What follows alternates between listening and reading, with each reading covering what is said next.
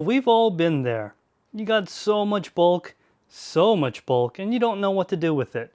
Well, in this video, I'm going to show you how I organize everything and how it can be not as painful as you may think.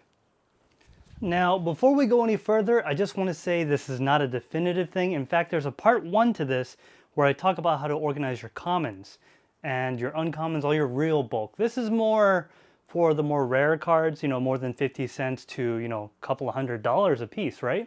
So this is just a little quick overview of how I do it. Let's get into it.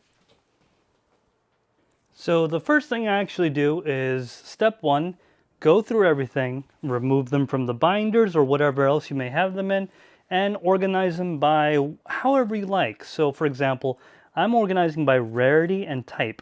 So I'm separating all the V's from the other type of V's from those type of V's. Essentially, I got them all categorized. So here's some full arts. We got trainers here, and these are all V maxes of various kinds. And what do we have over here? This appears to be a bunch of V stars. That's right. So after you get them all organized like that, what I like to do is get them organized by energy if it's a Pokemon, not a trainer, right? What that allows you to do is essentially be able to not have to scan doubles. And I'll explain that in 1 second. So let me show you how I organize them. So assuming everything's been sorted by the type or rarity, you just take a stack of rarity that you want to organize, right? And then you basically have them in your hand like this, okay? And here's a little trick I learned, and it doesn't work all the time, but you know those card tricks that they have? Take it from one side and kind of go like that. So basically what I'm doing is I'm laying them out one at a time, and I will explain why I'm doing it this way, because I have found this saves a ton of time, and it also saves my brain from having to think too much. So I'm going to lay these all out. Oh, that one was much better. Basically, so what's most important is I'm not covering the energy symbol on the upper right hand corner of the card, because that is going to be my first stage of sorting. So I'm going to make 3 rows because I have enough room for 3 rows. And that's good enough for now. So let me get you a little closer and see how it looks. So as you can see, I got them all laid out. The energy is not covered because the next step with this is to sort them by energy, and we're going to do that right now. So I'm just going through it, like get all the fighting. I'm going to get all the fighting energy ones. And what this will allow you to do is essentially, instead of having to sort all of them by Pokemon, by type, and all that all at once, you could do it in little pieces. And when it comes to basically anything related to this, doing a little bite-sized chunks makes it a lot easier. So now I'm doing Psychic. Going all the Psychic Pokemon, I got them all, put them in my Psychic pile. Got my Electric Pokemon, put them in my, oh, well, actually it's Lightning, it's not Electric. I call it that because it looks like that. All my Leaf, which is actually not Leaf, it's Grass. And my Water, which is actually Water. And Darkness. And Colorless. No Steel in this lot, looks like. So then, now that I got them all in those piles, I now have piles of specific energies. And I'm going to go ahead and sort this entire bin, and then we'll get back to you after that's all done. You'll see them all piled here. Now that you got everything organized by type, right? So I got all my fighting here. What we're going to do now is get all of our duplicates together. That way, you only have to scan one time, then input the total number. So Lucario, Ursaluna, Aerodactyl, you see, I got a couple of these. We'll put them all in the same pile. Okay. Is that the same? See, these are, you gotta be careful with situations like these. This is 2 different Lucarios, which means they will be scanned separately. So be careful with that. And just do that real quick, and I'll just skip ahead. All right, now that I got them sorted out by the each unique card, so each pile is duplicates. A lot of these Aerodactyls. Now you can scan them in. So all you got to do is scan one, count the rest, and add the number, update it manually. And I'll show you how to do that now. All right, I think I got the position just right so you guys can see what I'm doing.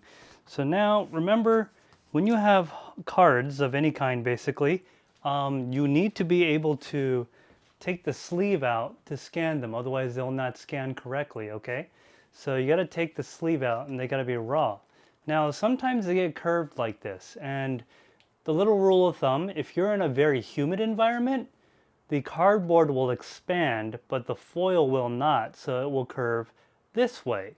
But if you're in a dry environment, the cardboard will dry out and contract, so it'll go that way. Right now, because it's winter, at least at the time of filming, it's dry. A lot of the cards are curving like that. Now, one thing I found is the card needs to be relatively flat to scan appropriately. So you might get lucky. This might work. Now, you also want the background to be contrast. Right now I have a black background. It's probably not going to work very well because it's black on black. So we need something with a bit more contrast, like white. And I see a little bit of blue. That might work. We'll see. There we go. So that worked. No curving of the card needed. So some of the cards won't scan unless they are perfectly flat. But now we got our single strike Urshifu. And I think we only have one of these, so we don't need to scan multiple. So what I like to do is come over to my stack of cards, and things that are singles, so things I only have one of, I like to put at the bottom of the stack because I want to scan those at the end. Because if I were to scan them first and I scan duplicates later, the list here will grow quite long, and then you won't be able to find it easily without like resorting it. I'll explain it'll make more sense in a moment. So here I have a whole bunch of these guys. 1, 2, 3, 4, 5. 1, 2, 3, 4, 5, 6. Now the advantage of sorting them like this is that if they were all mixed up and you scanned this, you wouldn't have to scan this 6 times. So instead of scanning it 6 times, you can just scan it once. Put on something white. So this one's only 43 cents because it's a regular V, it's not textured or anything. But now that I've scanned it, I can put it back in its sleeve. Remember, we have 6 of these, so I can go over to the side, add 4 plus 2, and now we have 6. And that saves a ton of time when it comes to scanning. So now you don't have to do this like 6 times, okay? And being that these are holographic and shiny, sometimes they don't scan very well. So after all that's done, what I like to do is to basically make a list in TCG Player Scanning app and then keep all your cards separated and put an inventory number on it and name the inventory number, that same number that you can identify it by. And that way you can keep track of all your cards, especially the ones that cost a little bit more than $1 or more than just a penny. That way you can have everything organized and know exactly the value with the current market price. And that's important because when you know what you got, you can definitely sell them for more. Because when it comes to all this stuff, after years and years of collecting, this is over probably 20 years, okay?